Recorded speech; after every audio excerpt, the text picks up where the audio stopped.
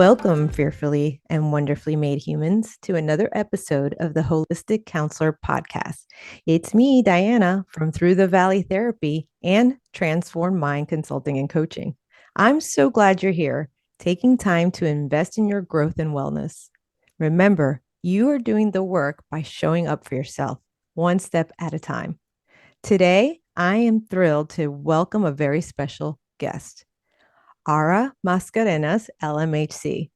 Ara is a fully bilingual therapist and the owner of Rising Stronger Counseling, with over 7 years of experience working with children, teens, and families. She's a powerhouse in treating anxiety, depression, trauma, OCD, and eating disorders, as well as a leader in addressing self esteem, body image, and emotional regulation. We first connected through the Mental Health Counselors Association of Palm Beach County. Was it the Palm Beach one or the Broward one, Ara? It was Palm Beach. Okay. Where she serves as the president. And after a great discussion about working with teens, I knew she had to be on the show. Let's dive into her incredible insights and wisdom. Thank you so much for taking the time out to be here. Thank you for having us, for hosting this podcast. I love what you said about fiercely and beautifully made at the beginning. We Oh, definitely are that. So I yes. I appreciate mean, that.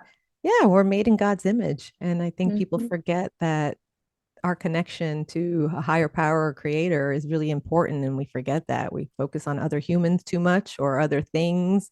And we forget that we should sit still, right? Well, anyway, um, let's start with your why. What pulled you into the world of helping kids and teens regulate their emotions?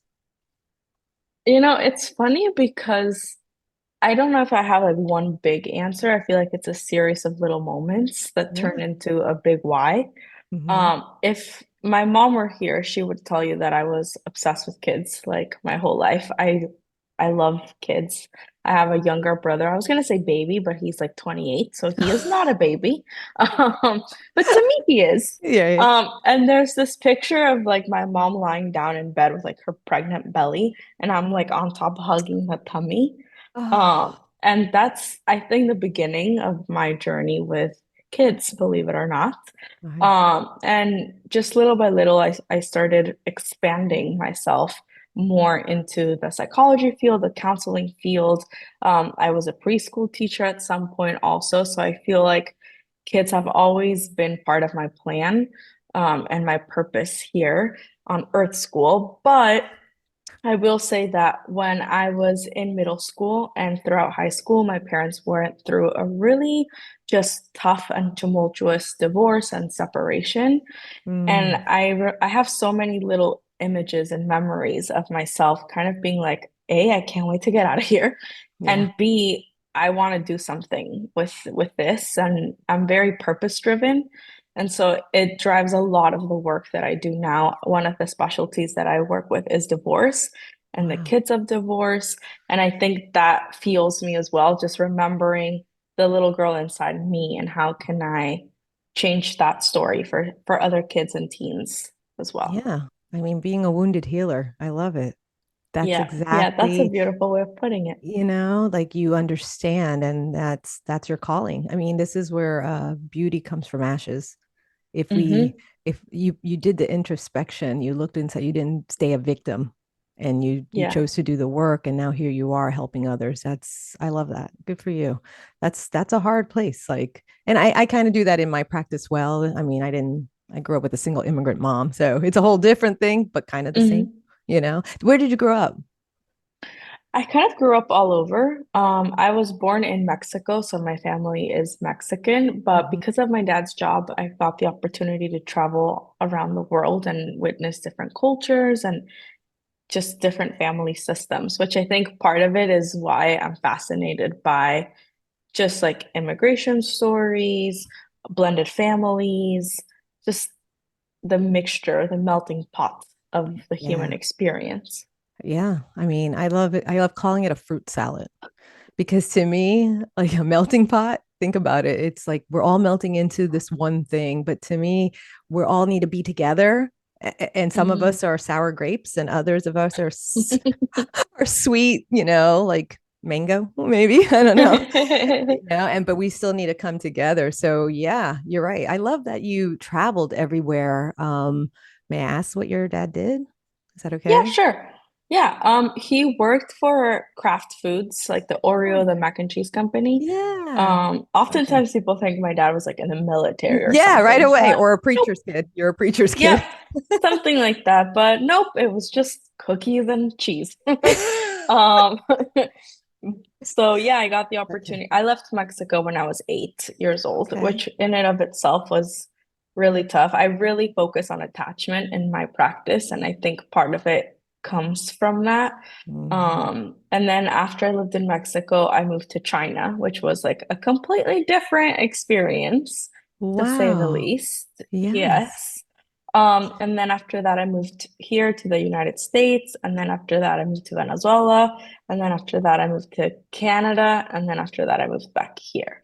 So I've been Okay. here for like 6, 7 years, maybe. Okay. All right. And then, so where did you go to school? Where did you get your master's from? I got my master's here at Nova Southeastern University. Did we know that? Did I know that? I'm from I Nova don't think, too. oh, really? I don't think I knew Yeah. that. When did you graduate?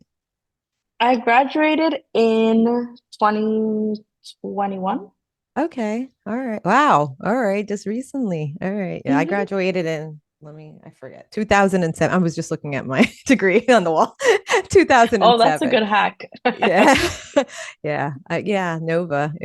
I loved it. I mean, I learned a lot and I'm still learning. Honestly, it's Yeah, been years and years and you'll still learn, especially if you choose to want to know more information, right? As a therapist and yeah. not think we know it all. So, all right. So let's talk about, yeah, kids today are growing up in a world of TikTok trends, constant comparison, and societal pressures, right?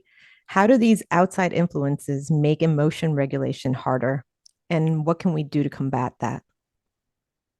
Well, I think first, when we talk about emotion regulation, like what does that mean? I think is important because oftentimes I'll tell a parent like, okay, we need to like learn how to regulate our emotions.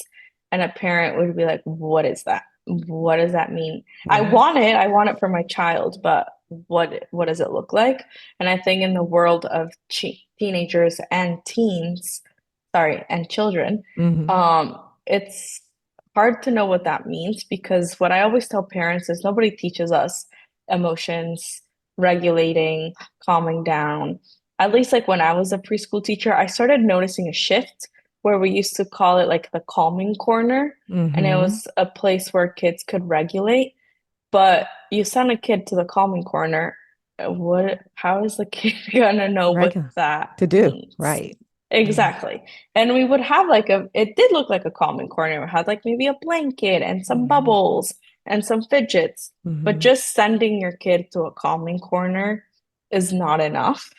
And I think it's important to teach our kids to distinguish the world inside us and Mm-hmm. how emotions feel in our bodies, and then what I can do about it. So maybe that could be grounding or breathing or counting. And that's what emotion regulation kind of means, Mm-hmm. at least to me and to the Yeah. families that I serve. Yeah. So, you talk about like digital social media, and I think for everybody, not just kids, it's a great escape button. Mm-hmm. Or I like to like those like big red buttons that Yeah. used to sell at like Staples or something. Yes. Yes. That's what I imagine. Yeah. So that's what social media does, but that's really anything where we just teach kids and people, let me just press this to escape and get out of it. And I Mm-hmm. had actually a recent teen tell me that they were witnessing a very beautiful movie and they were moved by it. And they didn't really know what they were feeling, but they Mm-hmm. felt something really big for them. Mm-hmm. And they are confused. They didn't know what to do with the bigness of it.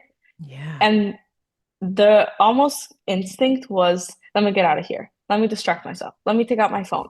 Yeah. So that to me is like the role that it plays. It's just another avoidance Yeah. thing that Yeah. people do Mechanism. because exactly. big emotional feelings make us uncomfortable. And if we're not Mm-hmm. taught to kind of like sit in that and like digest it, I Yeah. think we will always press that escape button. Yeah. No, you're right. And it's not only that, it's like the big emotion comes and instead of regulating, right, or being curious without judgment, right? The Hmm. emotion it's scary and it's uncomfortable. But this is what I tell some of my clients is like you're wanting to sit in the uncomfortable hell instead of trying to learn how to be in the comfortable heaven, I like that. and so it's like why are we not, and because you don't have I was a preschool teacher for 15 years, honestly. So I was in the preschool arena. I was assistant director as well. But it's understanding like, yeah, time back then, it was time out, go to time out. And then before then, the stuff that I saw, because I'm a lot older than you, that it's just like, oh my gosh, teachers are allowed to do this. What? So Yeah. it's been a shift and a change, but it's going, here's the corner, or let's go sit down and do, but it is trying to figure out what works for the individual on how to regulate, especially kids. And then because I used to work with, teenagers and parents, and it's just like the parents have to learn how to regulate themselves Hmm. first, Hmm. right? So what do you do? Like, you know, so if kids came with an emotional toolkit, yeah, like what would be in there? What would be the three must-haves that you would make sure every kid had? I think I kind of touched on it, and I really like, I love this question because it gives me like, I don't know, the hope and possibility of what we could really teach kids. I don't Yeah. have kids of my own, but I really do want to help kids because I think that way we would make better adults. And that Mm, world sounds very wonderful to me. yeah. And I think it's one of my purposes. But I think one of the things is awareness of the emotional experience in the body.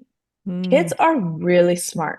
yes, they are. And I absolutely love working with kids because their intuition and the connection to their body is so loud in Yeah. those times. And I think as we grow up, we kind of lose this skill, but I believe we're born with it. Hmm. So I think the number one thing is that mind-body connection and Okay. really fueling it. Yeah. So, oh, I'm feeling anxious. How does that feel like in your body? Oh, your tummy hurts. What could that mean? Hmm. Your head hurts. What is that saying? Those types of cues, I think, would be amazing if I could. They're already there, but to Yeah. make them louder, I think would be fundamental. The second thing is just emotional vocabulary. Oftentimes, it's my favorite thing to do, actually. Hmm. And I just love doing this when I ask a client, like, are you familiar with the emotion wheel? Or do Mm, you know how many emotions you feel? Or any of those types of questions. And I just present them with the emotion wheel. I can tell you 9 times out of 10, most kids or teens would be like, I've never seen this in my life, which I'm like, yes, like this is amazing. I get to teach something. yes. And two, they're like, are you serious? Like all of this is real? Like I can feel all of this. And I'm like, heck Mm, yes. And isn't that such a beautiful human gift? Right. And yeah. then I'll get some response of like, you're so cringe. Oh my gosh, I can't believe you said that. And I'm like, yes. And take a look at the wheel. Like, what surprises you? Yeah. And it really shocks me the response, like, oh, I've never heard of this. There's so much curiosity in that realm, and it really makes me believe that that should be part of the toolkit. Just you're so much more than just happy, mad, sad. Yeah. Or And angry or anxious or depressed, mhm, exactly. you And know? it's like one of my favorite things, and I always tell this to them too, of being human, the Hmm. ability to feel one, two, three things at a time.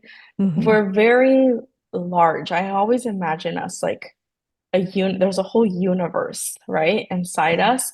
And Yeah. to limit it to like these five or six little emotions is just a disservice to the Yeah. whole human experience. Right. And the third thing would probably be the inherent knowing that they're always worthy of love and belonging. sometimes life happens and Hmm. adulting Yeah. happens, Yeah. and we forget that no matter what happens, I imagine it's like a little seed of like our soul, and then we grow from that, and that Yeah. seed is always worthy of love and belonging. That's right. Yeah. Even no matter where you come from. Right. So where did you do your practicum, if I ask, since I you went did to it Nova? at a, yeah, I did it at a school that's not opened anymore, actually. What But school? it was called Evolve Learning Community. Oh, okay. Because I did it at a school too. I did Oh, it at really? Cross Creek School. Yeah, it was a public school, Cross Creek School. You ever heard of it? Ah, no, I I don't think it's think I still have. there, but it was a cognitive behavioral therapy school. Oh, that's awesome. Yeah. And so there was like, I would say there was probably about 10 clinicians, a psychiatrist and a psychiatric nurse. So anybody that was going to this school had to be seeing a psychiatrist, and then you tiered out of it. Mhm. So it wasn't a behavioral school. It was, it was a cognitive behavioral therapy school. This was back in the day. But anyway, yeah, I mean, your what you were taught in your experiences, I love that, because that means you don't have to have kids. You just have to have the wisdom, the knowledge, and the experience to be a good therapist with kids and teenagers. Because sometimes I hear that from therapists, well, I don't have children, or they're younger, you know, Mhm. and stuff. And I'm just like, yeah, but there's people with kids that don't know what they're doing. So, hello, if you, everybody took the time to learn, right? Yeah. That's it, to learn about themselves, and also to learn how to be in this world in a healthy manner, which is the emotional regulation. That emotional wheel, I'm going to put it in the show notes, because I think there's a free one that's like a, right? Isn't there a Oh, free one yeah. that I could put on the in the show notes for the listener? Yeah, yeah, yeah. There's a lot of free ones, and Okay. they vary, but the core is the same. It's very like it expands. So it Okay. starts with like the basic ones, like happy, mad, sad, angry, and then it Yeah. keeps growing and growing with different words, which I Okay. just find fascinating. That's great. So tell me, like, what would you say to the parents? Because you have to deal with the parents. See, I stopped working, not I stopped working with adolescents just because I went into private practice, and then it's I realized, like, okay, if you want to work with me, you each, if there's both parents there, or caregivers, I like to call them caregivers, Mhm. because not everybody has a mom and a dad. Yep. Um, that they had to do their own work too, because it's not just about the kid. And I'm not a LMFT. So it's like I would individually, and I would have them come in, but then, so tell me what you do. Like if somebody wants to come to you, and there's like, I have a like a 5 year old or a 6 year old who's having a meltdown at Target, and I'm here as a mom coming in with my kid. And, what would you say to a parent who's about to either cry, or run away? Well, I think there's like two-part answer to that Mm-hmm. because yes, I realized that very quickly when I started working with children and teens and their families in a clinical setting. I Mm-hmm. could teach this kid all these wonderful tools. But Yeah. if the parent isn't involved in the process, it just makes my job a little bit harder. And Mm-hmm. honestly, I've had both. I've had the involved parent, the eager parent, teach me this. I want to learn this. And I've had the parent of like, hey, hope you can fix my kid. Here you That go. And just very that's absent, right? yeah. I've had both. Mm-hmm. And I don't really judge either one because I really believe that both parents are just doing the best that they can with what they have, and you Mm-hmm. don't know what you don't know, right? Right. So Yeah. it's more removing that blame and shame because I do believe saying that I'm not a parent is important because I'm not trying to tell you how to parent and I'm not Mm. pretending to be better than you at this at all. And I don't want to take that wisdom away from the parent. Yeah. Um, but I do believe in the education and the trainings and all of the stuff that I do because this is what I do 24/7. If I'm driving somewhere, I'm listening to a podcast or reading a book about this. Yeah. So I believe that what I'm saying has backing. Yeah. And also, I'm not here to tell you that you're a bad parent and listen to me. But with that in mind, Mm-hmm. so if we have a tantruming child at Target, that's probably a mortifying experience for 95% of the population. Um, we don't really love negative attention. And I think as a parent and the adult, it makes sense to have all of these doubts come up. A, am I doing something bad? Am I a bad parent? All of those negative stories, as I like to call them, that we tell Mm-hmm. ourselves about ourselves are probably showing up in that moment. And I think you mentioned something about curiosity, and that's very important. And knowing, yes, that is going to show up, right? Those parts. This is embarrassing. Oh my Yeah. God, everybody's watching me. Mm-hmm. Why am I such a bad mom, dad, whatever I may be? Acknowledging and noticing that, taking a breath, and trying something else. Right. That's really it. And I tell parents this all the time. You don't have to be perfect. And most parents, the type of parent that wants to show up and is eager to learn, wants to get it right 100% of the times. Right. And that is not realistic. Yeah. And also, I would even push it a little bit further than that. Do we want to teach our kids to be perfect, or do we want to teach them to be human? And that's a Mm-hmm. very clear distinction. So the Right. pressure to be perfect is not really necessary. It's more on acknowledging what I have and what I'm modeling. So if my kid is freaking out at Target, okay, I'm feeling this type of way, right? I'm triggered or I'm embarrassed or whatever. I can take a breath. And what do I want to model in this moment? And I Mm-hmm. think the best thing is to describe it. I often think about it, and what I tell parents is be the subtitles of what's happening. So Mm-hmm. if I'm having a meltdown because I don't have chocolate, you didn't buy me chocolate bar.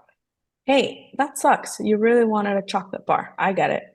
It's very frustrating. We really wanted this toy or whatever it may be today. Yeah. You're just Yeah. adding a little subtitle to whatever the moment is. You're not telling your kid, okay, here you go. You're not Right. saying, please stop, cut it out, Mm-hmm. and yelling. Mm-hmm. It's more of like, let me guide you through this experience Yeah. as I'm also guiding myself in this experience, right? Because you're a parent and you're a person at the same time, which I Right. think sometimes people want to clump into one, but they're Mm-hmm. separate parts of you. Yeah. Wow. That was great, Ara. Like, I'm a mom. I'm a grandma. So it's like I've been, yeah, that's great. I like that. The subtitle. I never even heard of that. See, we all can learn something all the time. If we open up I'll try that with my grandkids. Please, and let me know how it goes because I feel like sometimes people expect like, okay, so if I become the Mhm, subtitles or I mhm, narrate the experience, right. the feeling won't be there. And Mhm, that's really not the goal. And right. it's because we are going to have meltdowns and you have meltdowns as adults. I have Yes. meltdowns, Yes. you know? So the goal is not to not have them Right. or to extinguish that discomfort. It's more to walk you through it to Right. teach you that you Hmm. too can do it. And at some point, you can do it by yourself. And you Yeah. won't need me to add the subtitles. Right. And it's just, it's a way to reframe, like reframe in your brain, right? Hmm. It's a cognitive behavioral, like challenging the thought of like, why am I about to react this way? It is the constant curious observer of yourself of like, do you want to react in emotion or do you want to respond in wisdom? Right. Mm, So it's just, wow. Is there any, what do you use in your therapy? Like, what is it, your modality you go to a lot? oh my gosh, there's so many because I think when you work with kids Mhm. and teens, you have to be creative and you have to think outside the box. Yes, you do. So it's just part of it. So I'll use a lot of play and art. I really love using internal family systems, IFS. It works amazing with kids. They really understand the concept of parts. And this is why I was telling you at the beginning, kids are so freaking smart and Yeah. wise. Yeah. They just come with so much knowledge. And as adults, we forget that. Yeah. But understanding the different parts of us and that all of those parts are good and they have a purpose. Hmm. It's really, really helpful. Of course, I use cognitive behavioral therapy, CBT. Mm-hmm. especially when we're having these like cognitive distortions. It's super fun to go down the list and being like, do we do this? Oh, I do. Okay, how does that look like? So we're Yeah. breaking it down. I think that's also important. Mm-hmm. Some elements of DBT I think are really wonderful, Can you explain especially, to the audience what DBT is, please? yeah, dialectical behavior therapy. And I Yeah. think there's different components of it, and I'm not an expert on it at all, but Mm-hmm. I really like the focus on like that mindfulness piece, on the urge surfing. So how can I stay aware and present in this discomfort and Yeah. kind of like surf the wave of it, which is kind of what we were talking about at the beginning. Yeah. So a lot of those principles I derive from, and I'm also getting trained in EMDR. So You for those are. that, yeah, and I love in that. kids, which is them. And it also, like I said, it really does focus on that's more of like the trauma piece. Mm-hmm. And every time you were asking me that question about incorporating parents, I Yeah. have parent sessions at least once a month with the parent. Oh, Um, okay. yeah, Yeah. because we're part of systems. And if I can work with your child, but your child is still part of that system of the home. And I Mm-hmm. want you to be involved in the process. Some, especially older teens, they'll be like, I'm good. Like, I don't need this. I just want to work through my test anxiety, which is very different. But if we're noticing behavior issues, maybe like denial to go to school, maybe struggling with socializing, maybe body image concerns, the family always has to be part of the Right. package.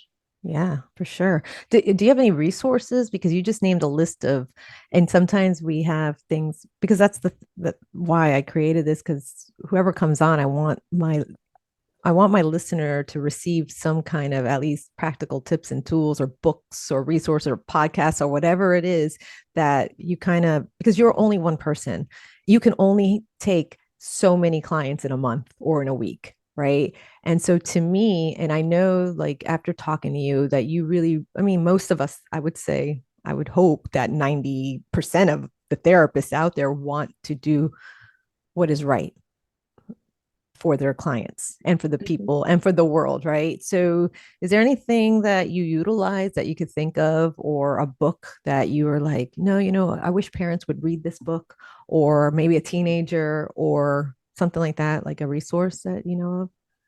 Yeah, for sure. I have like I would say for the parent, if the parent's looking for resources, Mm-hmm. um, Dr. Becky Kennedy has a book called Good Inside, which I absolutely love.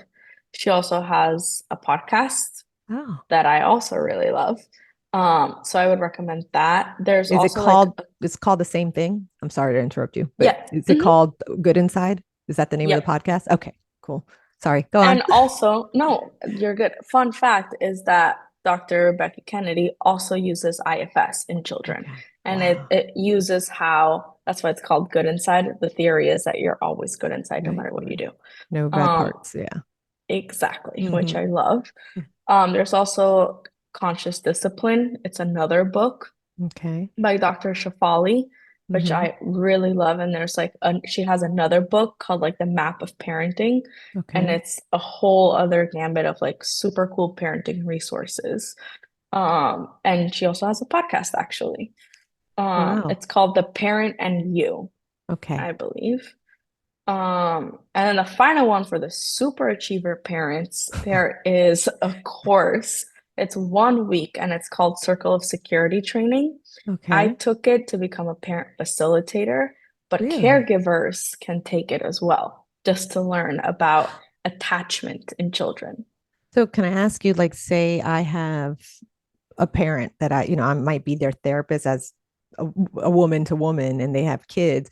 They can go to you though as a facilitator of this and you can help them with that. I mean, can you explain that a little more about what Yeah, certification that is?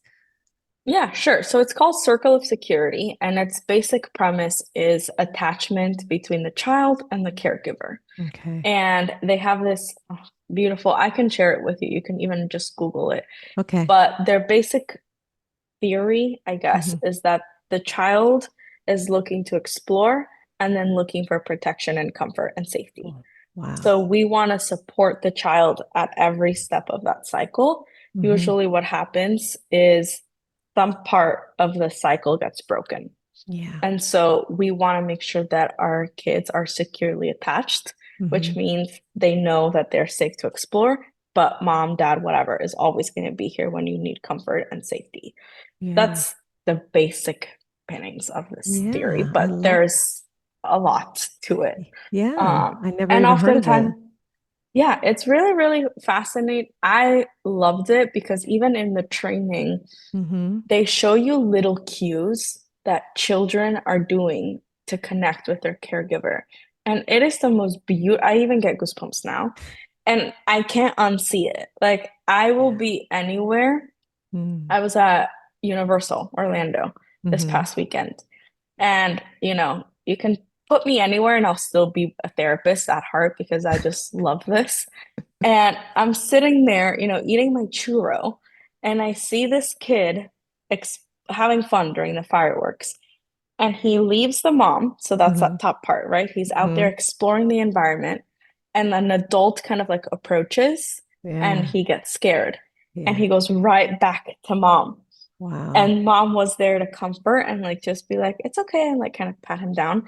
And Yeah. in my head, I was like, that's a really good moment of connection because the kid felt safe enough to Hmm. go out there and explore, got a little Yeah. scared, felt safe enough to go back to the parent. Yeah. So it's like how connection and attachment is really possible always at any Yeah. time between the caregiver and the child. Right. So you worked with teenagers as well, Yeah. right? Hmm. And working with teenagers, can you tell me what, like, where did you work with teenagers? Like Oh my before gosh. you did your private practice, like, did you work? Let me ask in a better way. Did you work with teenagers that came from like foster care or DCF and stuff like that, where they grew up with no attachment at all or with abuse and neglect? I've never worked with foster kids. Hmm. I will say the bulk of my practice is probably middle school and high school kids. Okay. Um, and how I kind of got started in that, even at that internship site that I was mentioning, we're working with like neurodivergent kids. Oh, So it was like a okay. very different Hmm. setting. Hmm. And then after that, I started working at a school, but as a school counselor. So my Okay. role changed a little bit, and I was Mhm.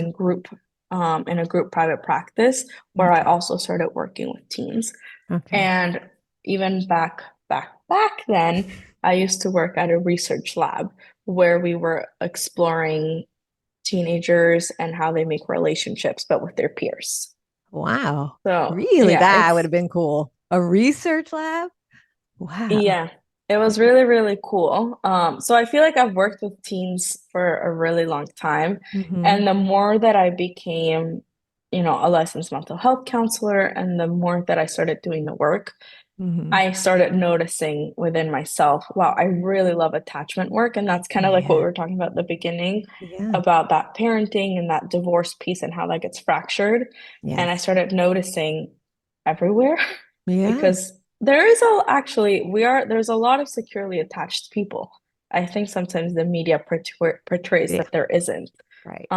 But there is, and Yes. yet there's still a gamut of people that could benefit from attachment work, even as adults. Yes. And the thing is too, it's like being aware, right? And understanding, well, what does she mean about secure attachment or, the anxious attachment or the avoidant attachment or the disorganized attachment, whatever. And then that's the problem with what you were talking about earlier with social media or just the phone itself. It doesn't have to be only social. It could be Netflix or just being Hmm. distracted on YouTube constantly or something because you do not want to, or it's kind of like the any kind of real addiction too. It's like, but then you have the comparison because you working with teens. I can imagine because I stopped working with teenagers. I would say about a year ago, and I could just imagine like the more that social media and all this AI and edited videos and the anxiety and the depression and everything is going through the roof. Like you and I will have work probably for the rest of our lives, So Yeah.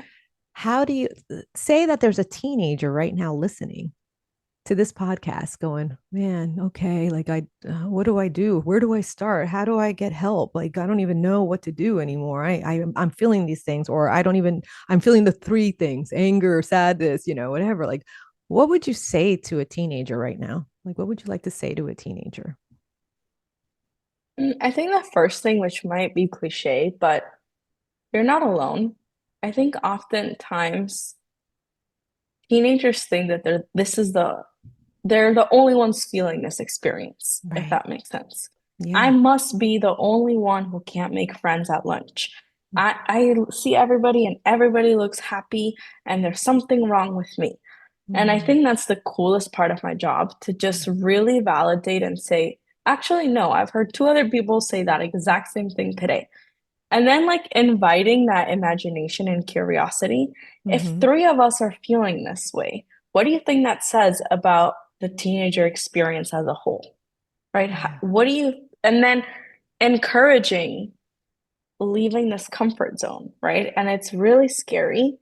But if you feel lonely and I feel lonely, what would it look like to instead of staying on your phone and hiding with you and your loneliness behind a screen, to Mm-hmm. put it down and really take a risk because it is a risk Mm-hmm. and just go outside of this comfort zone and make a connection with somebody else. Right. So I think it's you're not alone and there's stuff you can do. And I think Right. sometimes people are like, there's nothing I can do. I had a really depressed and stubborn client for a while, and it Mm-hmm. was, there was no out, there was nothing that they could do to make the situation better. Right. And we were stuck in these negative thought patterns. So back to Right. like CBT Yeah. and challenging time after time and also experiments. Hey, let's try. And I don't mean like those like lab research No, no. experiments. I Right. mean like in real life, let's try something, right? Like, Yes. what if we try out for volleyball this week? Right. What would that be? No, I can't do it. Right. Well, let's try. You can show up for 10 minutes and then come back. Can we do that? So it's like Mm. yes, what you feel is real. And I believe all my clients that tell me that they feel lonely.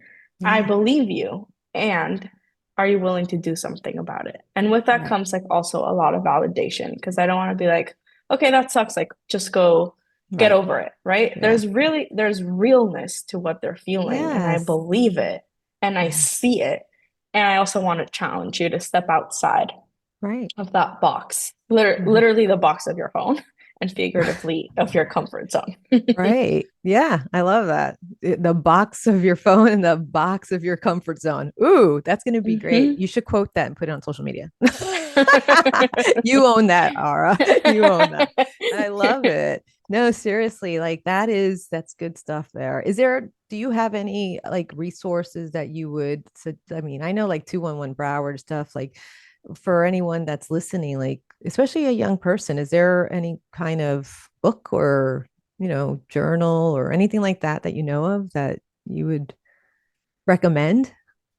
For a teen, Yeah, for an adolescent, like or something to do, like to explore, or maybe how do they go and say, "Hey, mom, I think I need to go to therapy," or something like that, because some kids know that there's something going on. They just don't know what it is, right? They feel the feel, mhm. and then it's like, how do they present it to a parent that might not validate them?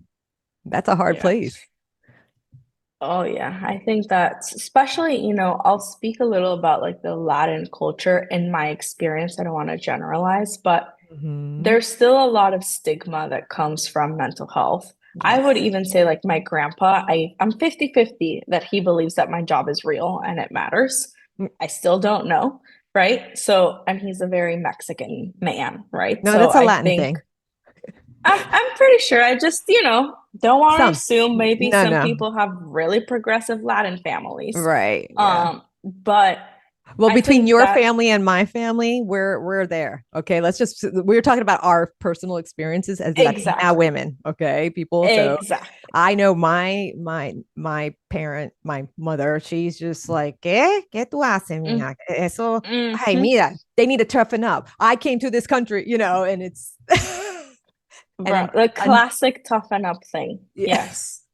Yes. Or So, like I'll tell my grandpa, this person experiencing depression or any type of thing, and he'll be like, "Oh, they just need to get over it." And I'm like, "Oh, if it were that simple, I would have already done that." Um, so exactly. no, and I think that's why, like back to your question of is it hard? Yes, especially with a lot of the population that I work with, it's Hmm. even more challenging because they're fighting also the social stigma of what therapy means. Hmm. And there's creative ways to do it. Like I've had parents call me and be like, I found this note on my kid's oh, this one was a good one. My kid wrote something concerning and left the paper in the car. Mm. And I read it and got concerned and thought this might be time for therapy. So there's like out of the box thinking. I'm Hmm. hoping, that as time goes by, people feel more comfortable accepting that they need help. Yeah. And I will say, you said something about like something doesn't feel right. If something doesn't feel right, I believe you. Believe yourself. I think it's important that you feel that way. And I don't necessarily have to know you to know that if it feels wrong for you, then Hmm. that's worth talking about to Yeah. whoever it may Right. be. Sometimes a parent might not be it, but as a school counselor, I had lots of students come to me and Hmm. say, I don't feel great. Is there something that you can do to help? I worked at a school, which we have that in common. You can go to a trusted teacher and Hmm. say something. You can tell a friend. I've had friends tell me that their friends are worried and ask for resources for their friend. They're Right. like, "Hey, can I have your number and give it to my friend?" Or so there's I wish there it was as easy as, "Hey, I need help." And sometimes it Yeah. is. Yeah. And I to those kids I say believe yourself and trust yourself. And I know that you know what is best for you. Right. So And you don't have listen to, to that. right. And know that you're not alone and that there's help out there. Just you look, 211 Browder was something that I had to utilize when I was in the school, as well as like the Trevor Project, Oh yeah. and there's other resources out there, and you know journaling, and because sometimes these kids did come from families or situations that they were actually alone, but it's like a reframe of understanding, like, you have a purpose. Utilize your school system in a healthy way, because the easy way out is what? Turning to drugs, turning to alcohol, turning to gangs, turning to these very unhealthy toxic ways of dealing with pain and suffering and stuff like that. Mhm. And so to me, like, as we wrap this up, is there any kind of encouragement, words, faith based or not, I don't know, whatever comes to mind, that you would like to encourage the listener, and also let them know how to reach you if they want to work Yeah. with you? I think you said it really beautifully.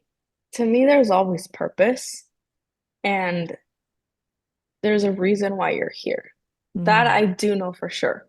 I might not know all the reasons, nor do I have to mm, know that you matter just because you're in this planet. It's really that easy for me. And back to like what we were saying about like good inside and IFS, mhm, I really do believe that all of us are good. Life gets tricky and we make choices that we might not be proud of, but that doesn't mhm, mean that you're bad by any means. And mhm. I think that's like the most important thing because I've had, teenagers that have done things and they're like, I'm a bad person. Right. And I will always challenge them on that because no, you're not. Mhm, And the chances are, I always think about the Steve Jobs did this speech with for Stanford, a graduation speech. mhm. It's such a good speech. Yes. And at the end, he says, the dots will always connect. You'll get to a point where you look back in your life and the dots connect. Yeah. And I think that's something I live by. In this moment, I don't have to know everything. I just have to have faith and trust that when I look back at some point, the Mhm. dots will ultimately connect Yeah. because I'm worthy of it. Yeah. That's plain and simple. That's the thing with, if we're made in God's image, because in my, I'm a woman of faith, right? Hmm. So if we're made in God's image, right, it's understanding that none of us are perfect. because you're not talking about perfection. But that's what we're all striving for because we're so consumed in comparison, especially nowadays. And to have this understanding that the reason why you're constantly wanting to, fill these holes or the imperfections or focusing on the negative, or, it is trying to understand gratitude, even when it hurts. Mm-hmm. It's a hard place to go. And understanding, to me, this is why I focus on Christ and why I need Jesus, because he's the one who came as perfection and I don't have to be. And understanding that you have your own personal walk with the creator of the universe and you're wonderfully, and you're his masterpiece. Like, come on, like you have to understand that importance.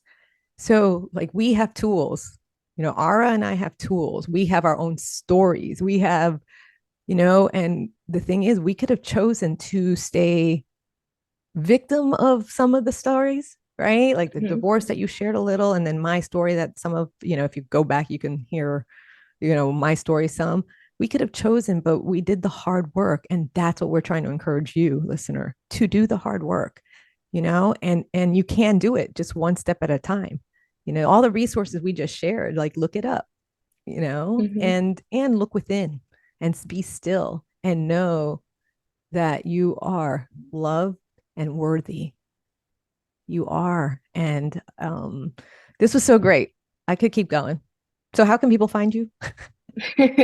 I loved what you said, and I think it's a beautiful kind of conclusion about going within. I think oftentimes we seek things outside of ourselves, Yeah. skipping a very important step, which is you.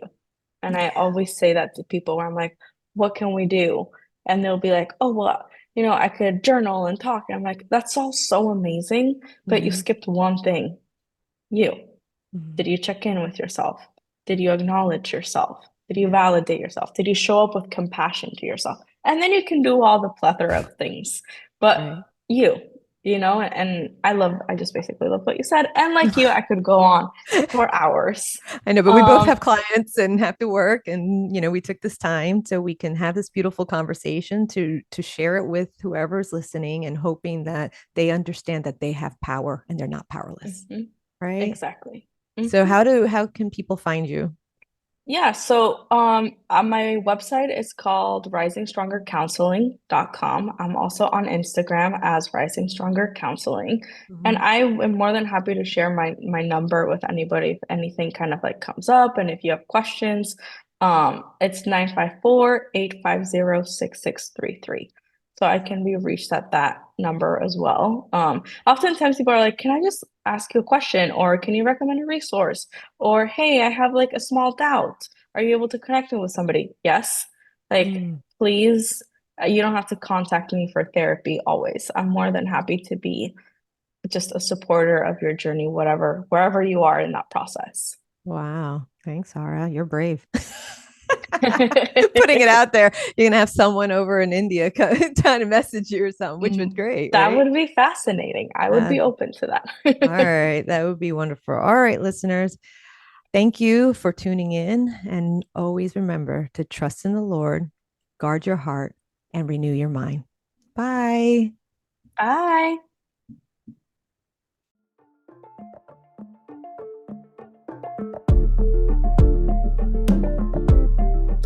And now for the disclaimer to make sure you understand that you are responsible for you.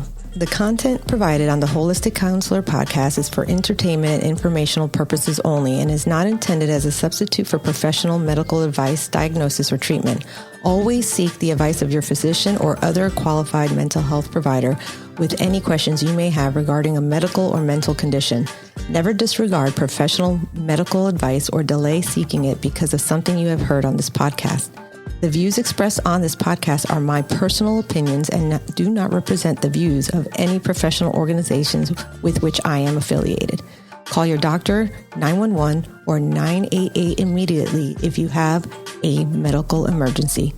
The Holistic Counselor podcast does not recommend or endorse any specific tests, physicians, products, procedures, opinions, or other information that may be mentioned on the podcast. Reliance on any information provided by the Holistic Counselor podcast, guests appearing on the podcast at the invitation of the Holistic Counselor podcast, or other listeners to the podcast is solely at your own risk. Confidentiality notice. If you engage with the Holistic Counselor podcast by commenting or posting and are a client, please be aware that you may be revealing information that could compromise your confidentiality. Please remember that disclosing your identity or personal details can be linked to your clinical material. As a therapist, I am bound by confidentiality and will not respond to any disclosures of this type on this podcast. I am committed to upholding the ethics and confidentiality of the therapeutic relationship, which extends to all forms of communication in accordance with the laws and professional guidelines that govern mental health professionals. I want you to know that your privacy is of utmost importance, and you are responsible for protecting it when interacting on this platform or any other public forum. Thank you.